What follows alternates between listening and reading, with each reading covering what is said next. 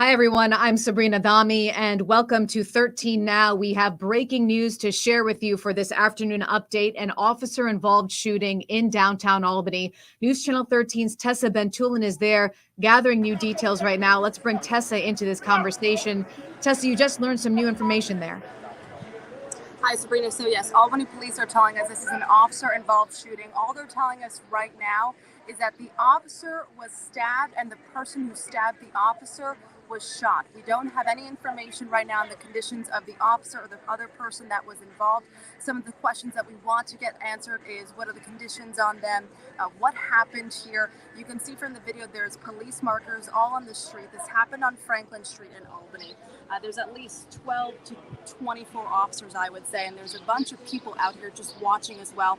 We've been speaking with some neighbors that either live across the street or around the corner, and they're surreal lines of what the police are telling us. They're basically saying that around 12:15, that they heard just a shot, just one pop. And then they looked out the window, and within a few minutes, there was a bunch of police on the scene.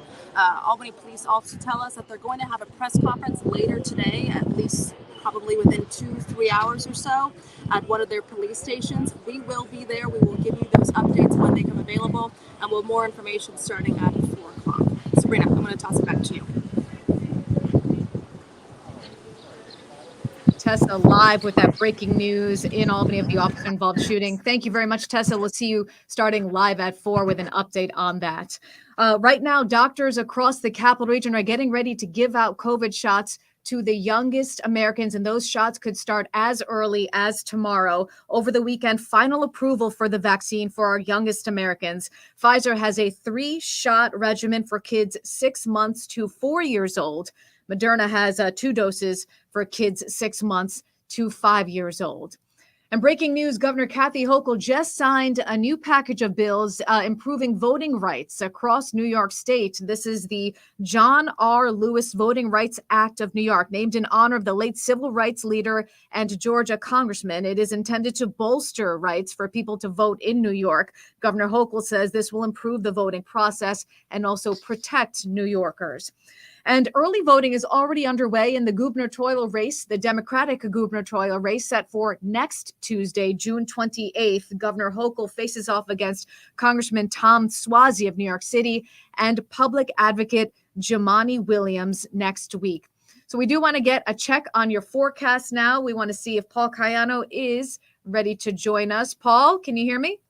I am here. How are you? Good. How are you? It was great. Fine, Happy thanks. belated Father's Day, by the way. Thanks. It was wonderful. A little on the cool side, but nobody's sweating it out, right? Enjoyed the weekend. I hope everybody got a chance to get outdoors while it wasn't sweltering. It certainly was the opposite of that, right?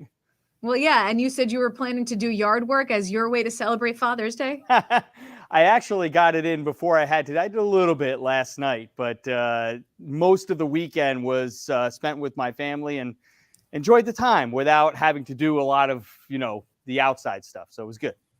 There you go. All right. So beautiful day we have so far. Yeah, it's turning out really nice. We have a lot of sunshine out there. Let's take a look at the camera here.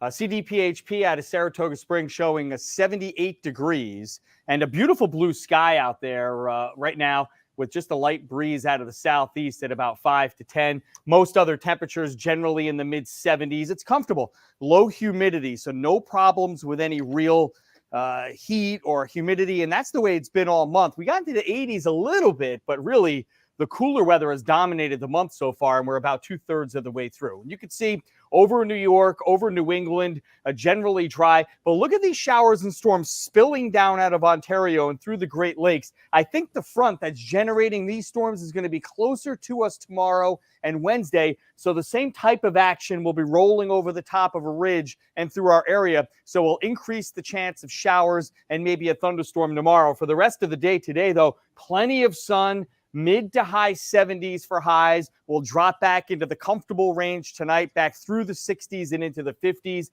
Hour by hour forecast will show the dry weather overnight. But look what happens tomorrow. Remember that area of clouds and showers over the Great Lakes? Well, a similar batch will be spilling in during the day tomorrow. So it looks like we're going to pick up a few showers by lunchtime. Another chance of showers late in the afternoon.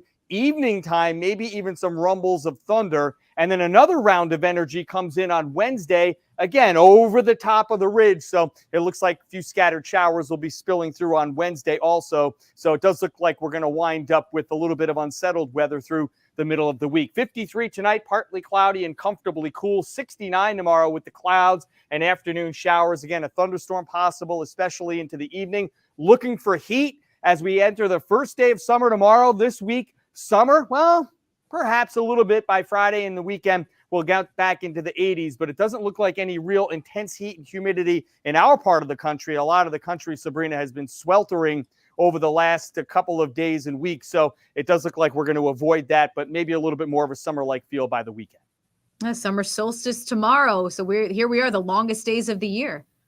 Right. So again, I should even point out, being that you mentioned that even though it's not going to be hot, sunscreen still, because that sun's high in the sky and it can still burn you, even though it doesn't feel like it's doing much for us. That's a good point. So check this out, Paul, because we were talking about this earlier. This is from Men's Health, an inflatable pool that can fit in the back of your pickup truck. And today, Paul, might be a good day for that.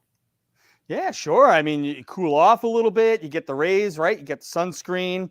And this looks perfect for tailgating for me. I mean, you go to a show, right? You have a little bit of some fun, right? Throw maybe a football around or a Frisbee or whatever, and then you take a little dip.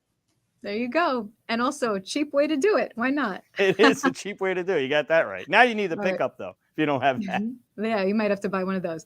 All right, Paul, thank you very much. We'll see you live at 4. Of course, you'll have the latest on those storms heading our way for tomorrow. Gotcha. We'll talk to you then.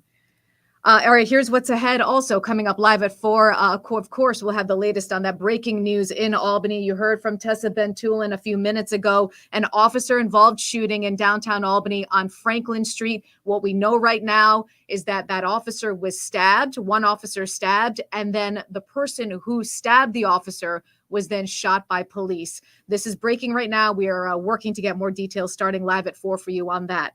Also coming up, a man facing murder charges in Greene County now also faces arson charges, accused of setting fire to the Curtis Lumber in Ballston Spa. That person arrested for that now. And today is Juneteenth, the actual holiday. Yesterday was the day we observed it. Today is the holiday where offices are closed, state offices are closed. So we'll take you inside a 6th grade classroom in Albany where the teacher gave his first lesson on the nation's newest holiday. So that is it for us for this edition of 13 Now. Thank you for joining us. I'm Sabrina Dami. We will see you live at 4 on air on News Channel 13. We'll see you then.